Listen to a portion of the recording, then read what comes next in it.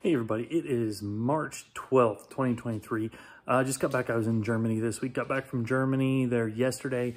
I was going to go out. If you watch my videos, I was going to go out and see if I could get another couple stumps pulled up this weekend, because I have, by the way, if you're watching this and this is interesting to you with the pulleys and everything else, go ahead and subscribe, because I'm going to be doing 50, 100 videos probably over the next couple of years. I have a bunch of them here to do. So, I've been getting some questions. One question I did have, well, let me just show you. If you watch my video number 2, you saw a chain failure, and that was because I had the chain cross-loaded, which couldn't be helped, but it didn't last very long. So let me show you what I got to replace it. So what I got to replace it is these guys right here. Now, 10-footer, 10-footer, 20-footer, 20-footer. Instead of using a chain, what I'm going to use instead is the, tree saver straps. Those two guys right here, these, 4 guys right here. And the brand that I've been using that I really like, and my pulleys are the same brand, is the Ticon's, Ticonn.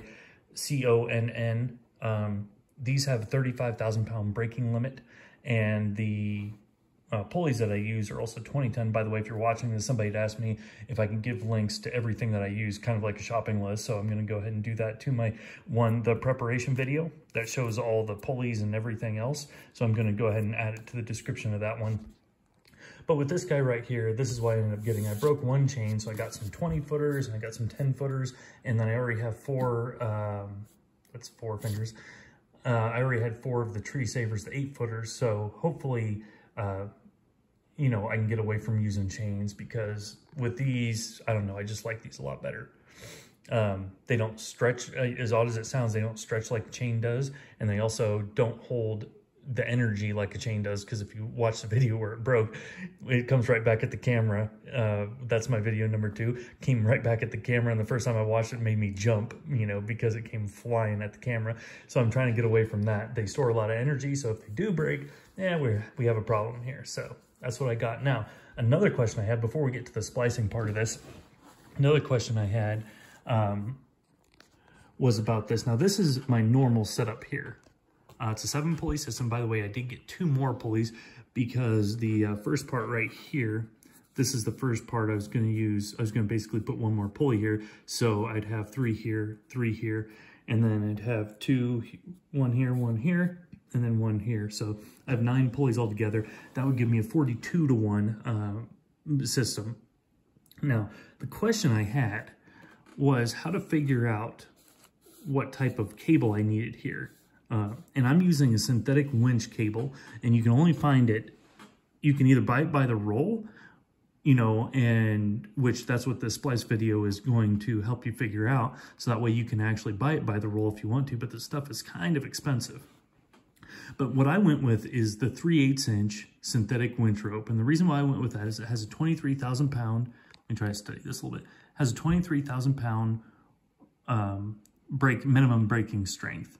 And I figure between that and the pulleys, that should be a good amount as far as being able to pull pretty much anything on the property. Now, I already thought it was going to be enough. I broke a chain already, and it wasn't even that big of a tree. However, the tree that I did have it on was a hardwood, a really hardwood. So, I guess not terribly upset by it, because it was just a chain, even though the chain is actually getting to be about the most expensive part.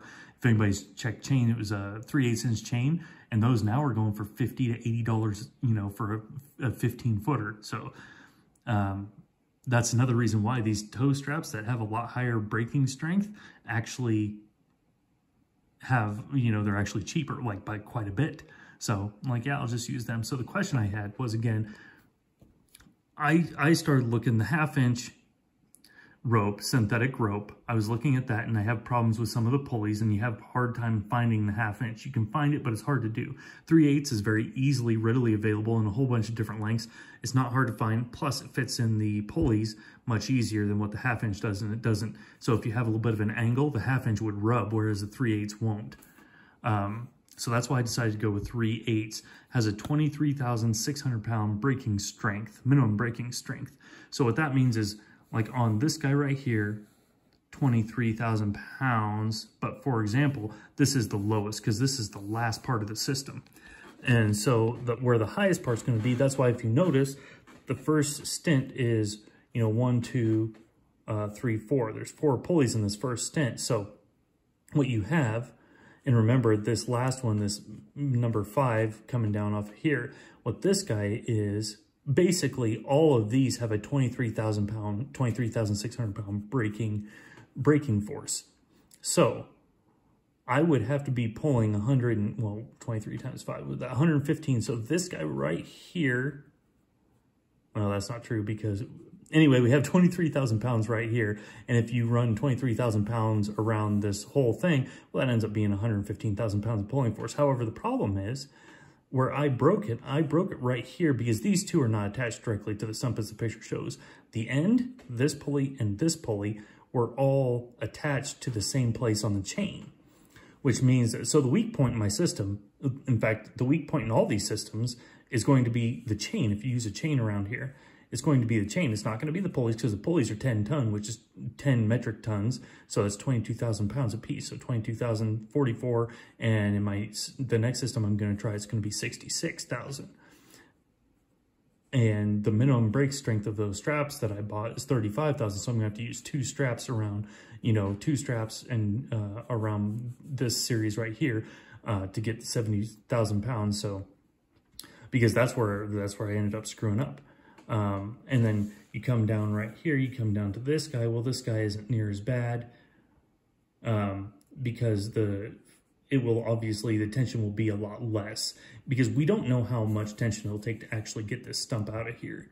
We know how much down here, that's not an issue, you know, because this barely takes any. I would say normally only about 600-700 pounds altogether is all I have to put on this guy right here. Well, this is a 30-to-1. Is what I'm using right now. So 700, let's call it, you know what, let's call it 1,000 pounds. I don't think it is, but let's call it 1,000 pounds. Well, and that means that we have a 30,000 pound pull on this, and I had it all anchored off of one chain because we're a 30-to-1. So that means, and if I have 1,000 pounds here that I'm actually pulling with, then that means that, first of all, that tree has 1,000 pounds on it. And this is a 6-to-1, so that means this has 6,000 pounds on it, but still I used a chain right here. 6,000 pounds is still within, you know, reasonable for this pulley. But up here, that's where I had the problem because 6,000 pounds, because the 3/8 inch working load limit is 5,000 pounds. Well, obviously I was way over that here. I was way over that here. I was like, what would it be, it'd be like 30,000 pounds. And the chain is rated for 5,000. That was my fault. So that's why I ended up going with these toe straps. So that's why I broke a chain.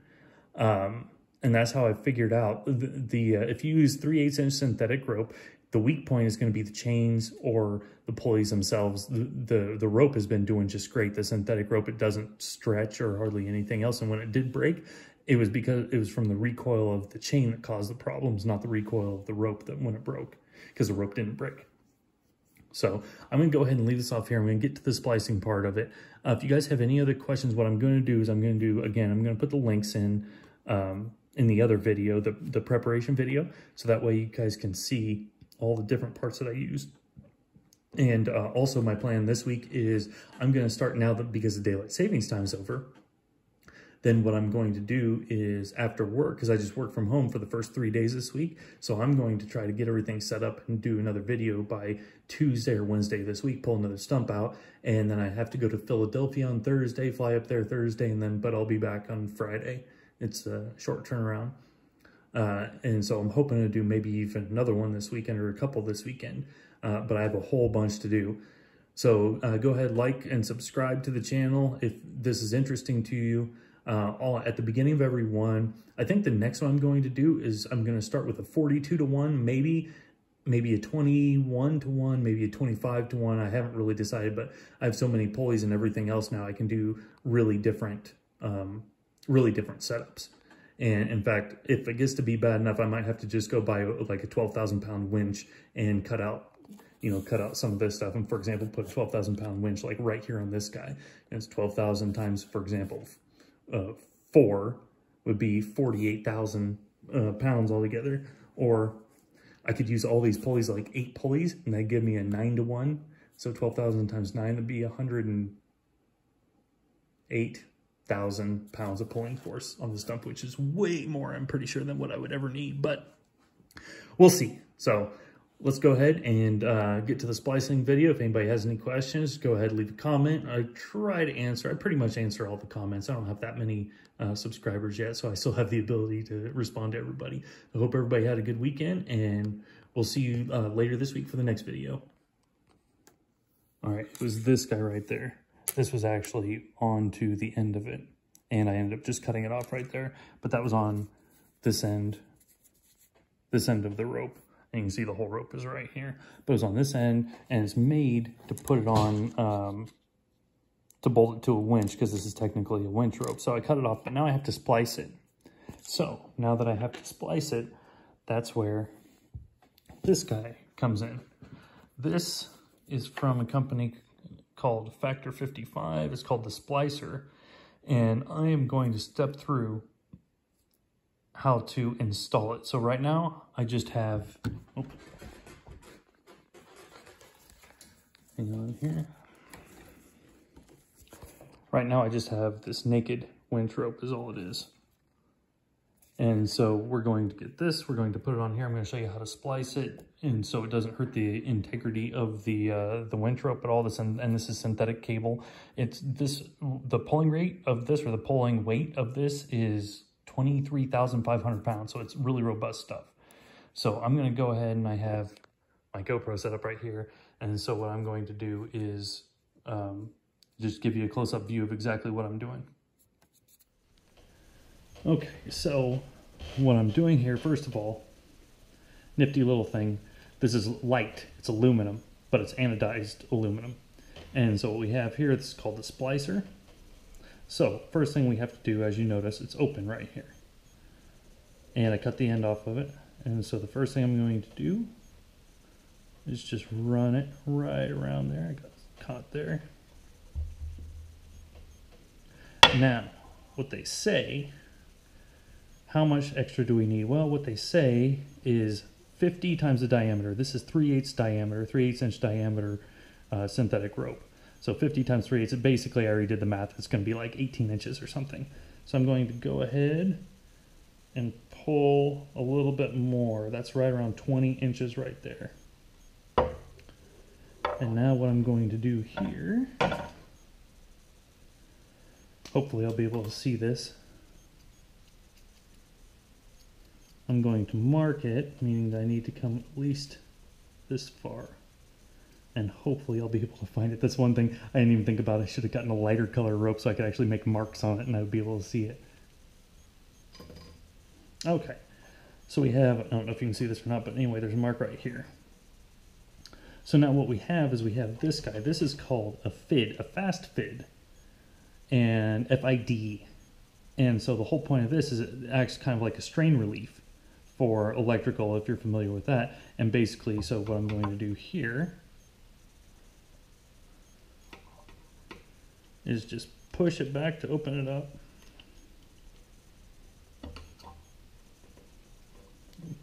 Then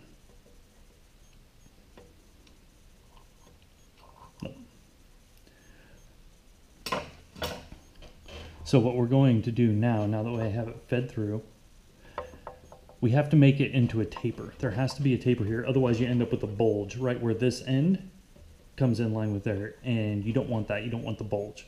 So, and I saw a very good, basically a good idea with that. They said come back 2 inches, okay? Which is going to be right about in here. And then I'm going to take out this one and this one side by side, okay? And then I'm going to skip 2, so here's 2, so I'm going to skip these 2 and then get this one and this one. So these 2 right here, so I'm going to skip these 2 and then I'm going to get this one and this one.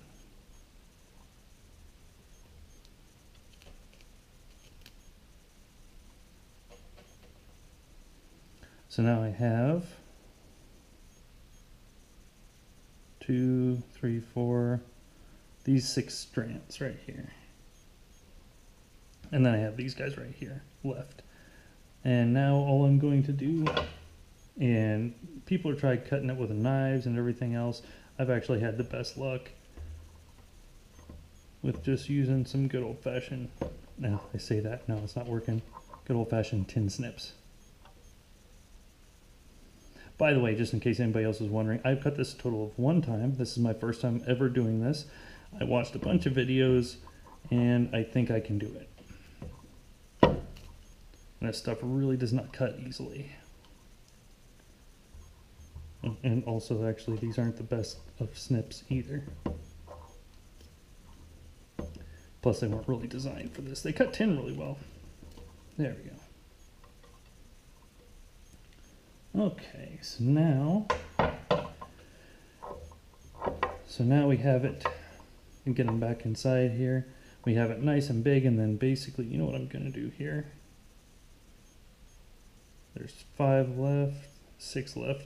I'm going to just 1 inch out. I'm going to take another 3. Because why not?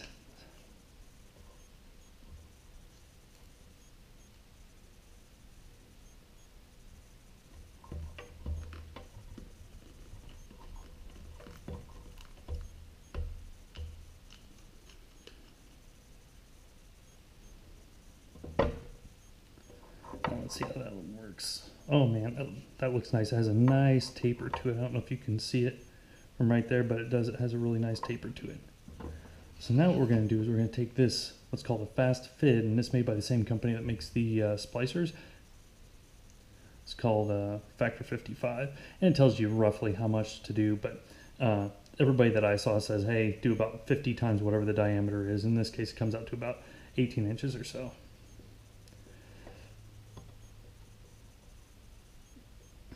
So I'm going to bring that out. Let it grab the whole thing. Just like that. Now, okay, make sure it has not moved. Now what we have, we need the lock here. So what we're going to do here is right in between a couple of these threads towards the base, come in and bring our fast fid, and we can open it up just a little bit.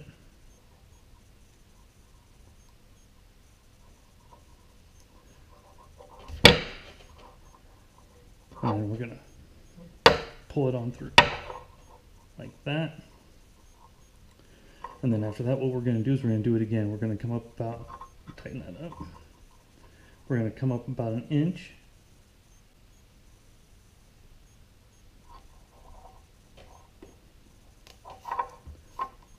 And pop right through again.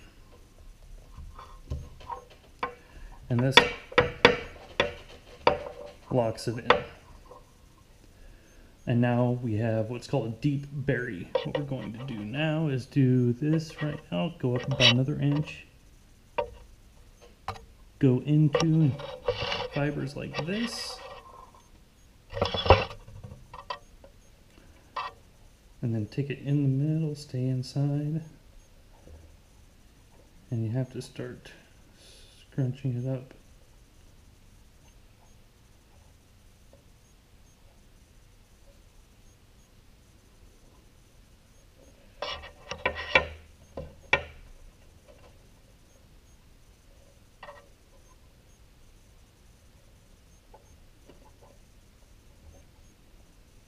Okay, I just discovered something. It works way easier instead of trying to feed it through if you actually push it onto it. Push it over the end because it opens it up at the same time.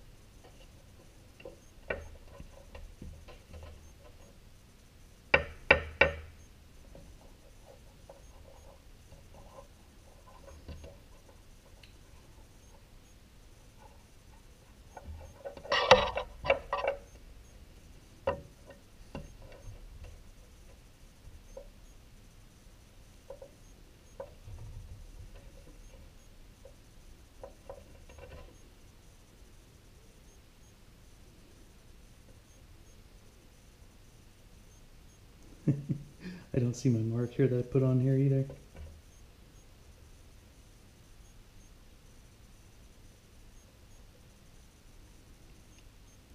Well, I'm pretty sure I haven't gone past it yet, so.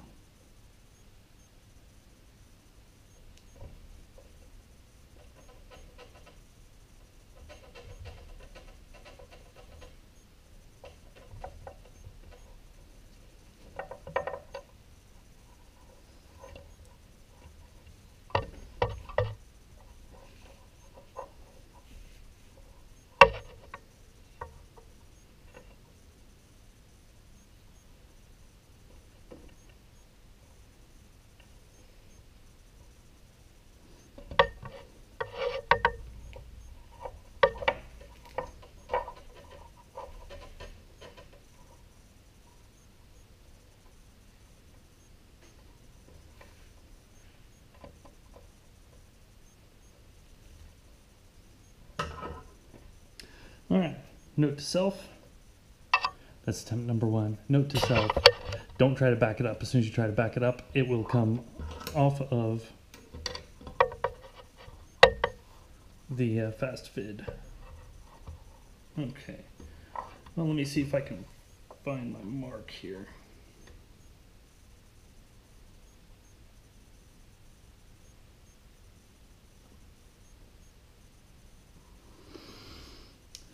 I don't even see my mark. Oh yeah, because it's all over my hands. Put it on there again. Let's call it right here.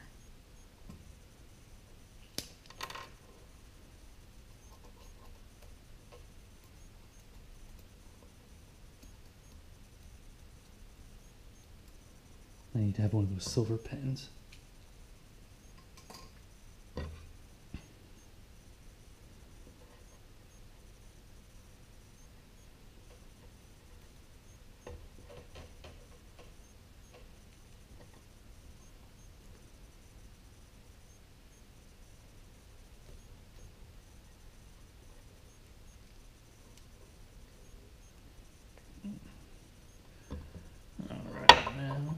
We're going to go back in here and back into the center.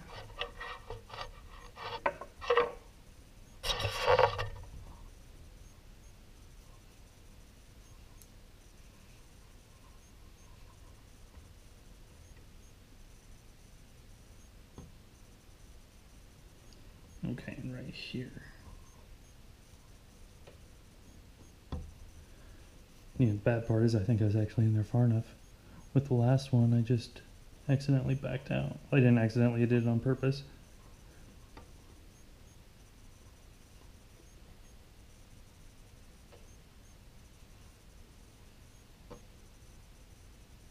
Okay.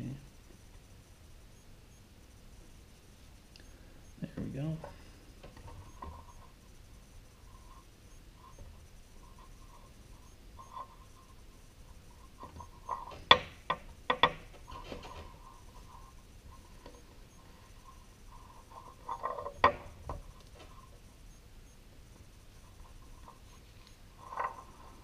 Okay, we're going to keep bringing it up. Okay, there's the end of it. We're going to open it up. Again, this is my first time doing it, so it's going to disappear in the middle. It's called a berry.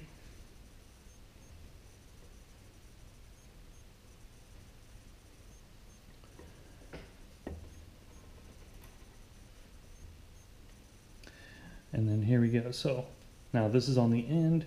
We have it crossed once, crossed twice. It's buried in the middle, and as you can see here, it gradually tapers down. The taper's pretty much right in here now. You can see my mark right there. So the taper's on the inside right there, so you don't have any big bulges. Doesn't hurt the integrity of the rope.